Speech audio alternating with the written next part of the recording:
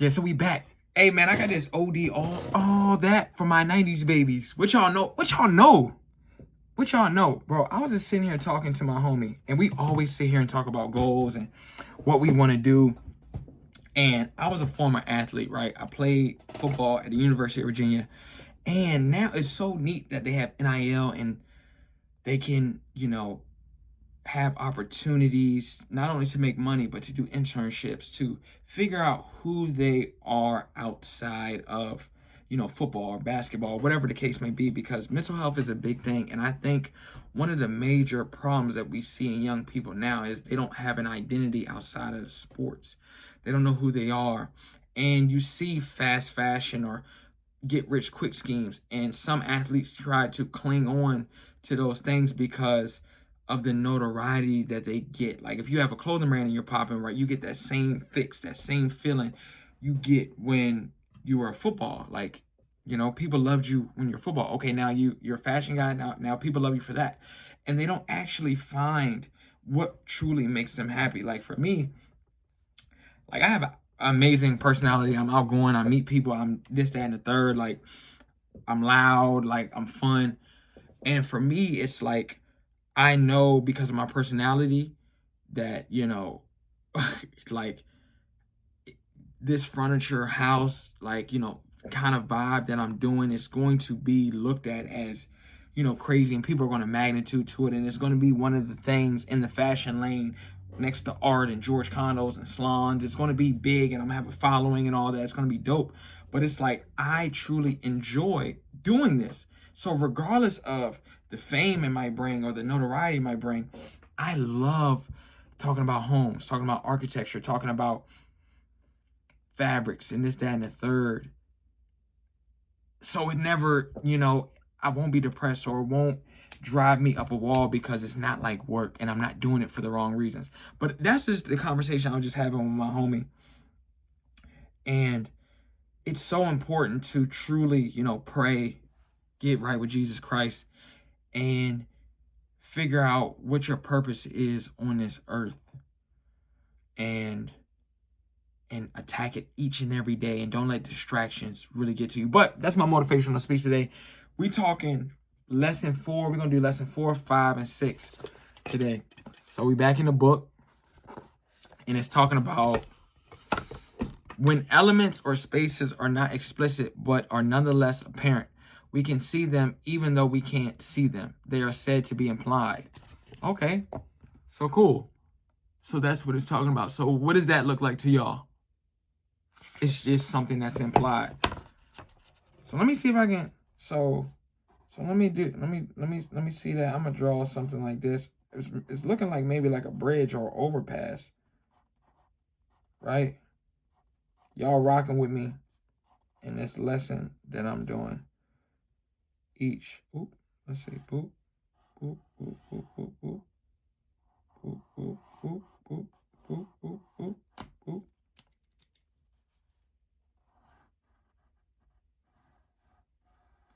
Strong line. So that's my figure with it. So implied, right? So maybe that's talking about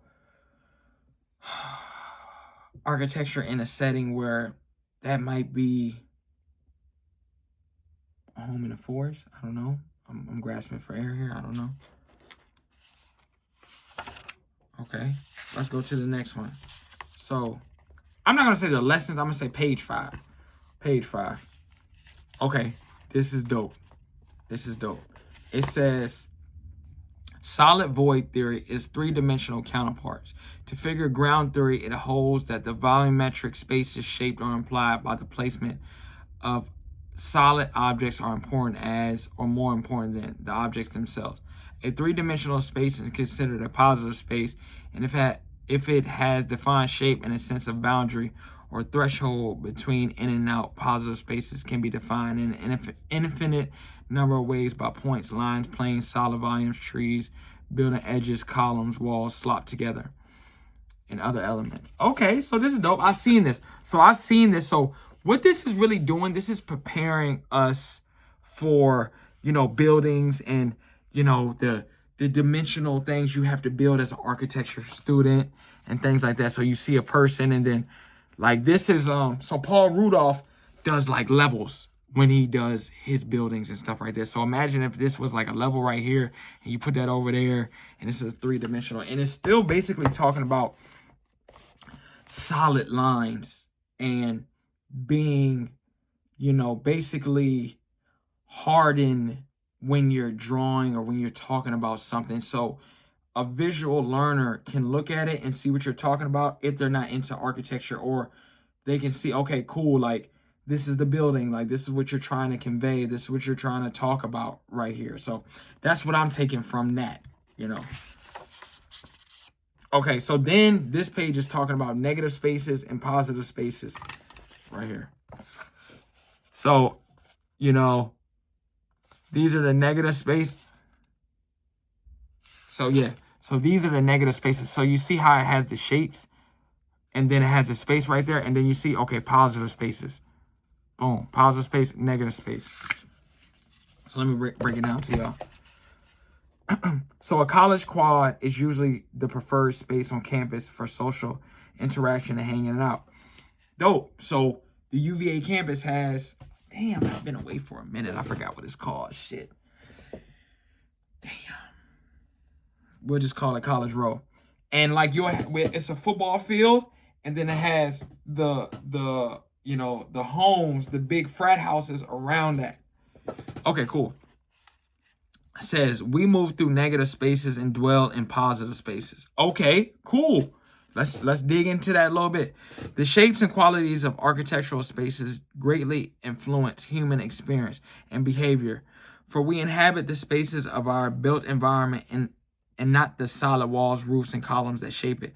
Positive spaces are almost always preferred by people for lingering and social interaction. Negative spaces tend to promote movement rather than dwelling in space. So let's read that again, because I like that. The shape and qualities of architectural spaces greatly influence human experience and behavior, for we inhabit the spaces of our built environment, not the solid walls, roofs, columns that shape it. Positive spaces are almost always preferred by people for lingering. Okay, we're going to write that down. Positive spaces, lingering. Positive spaces. Okay. And social interaction.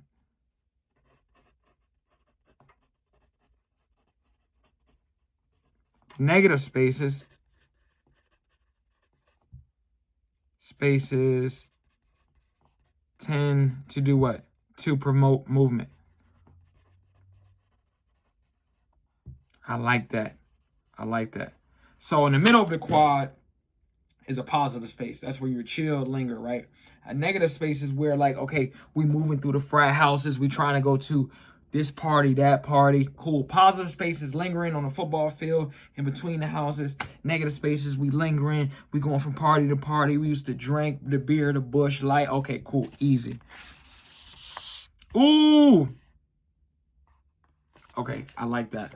So this is a positive space, negative spaces. So we will be walking around here trying to figure out where we're going.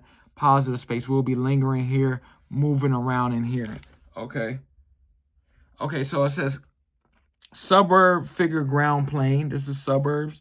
Medieval city figure ground plane. So this is medieval, kind of like that Paris, you know, front Rome type vibe. This, you know what I'm saying? This is suburban. Okay, so let's read it. So suburban buildings are freestanding objects in space. Urban buildings are often shapers of space. Let's read that again. Suburban buildings are freestanding objects in space. Urban buildings are often shapers of space. When we create buildings today, we frequently focus our efforts on their shapes, with the shape of the outdoor space rather than accidental leftover.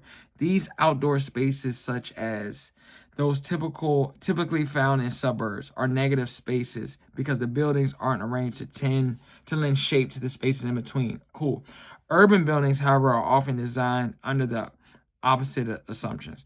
Building shapes can be secondary to the shape of public space to the extent that some urban buildings are almost literally deformed.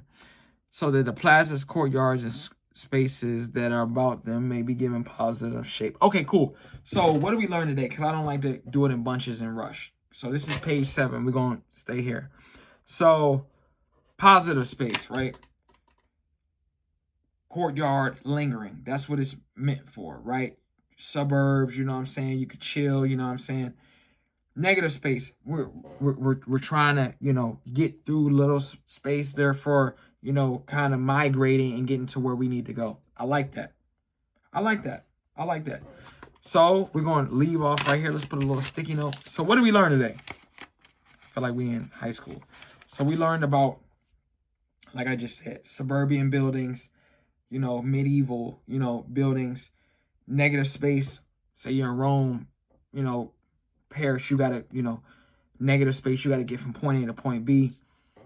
Positive space, suburban, you know, courtyard, you're lingering, you're chilling, and that's, you know, what's kind of built for certain purposes. So I like that.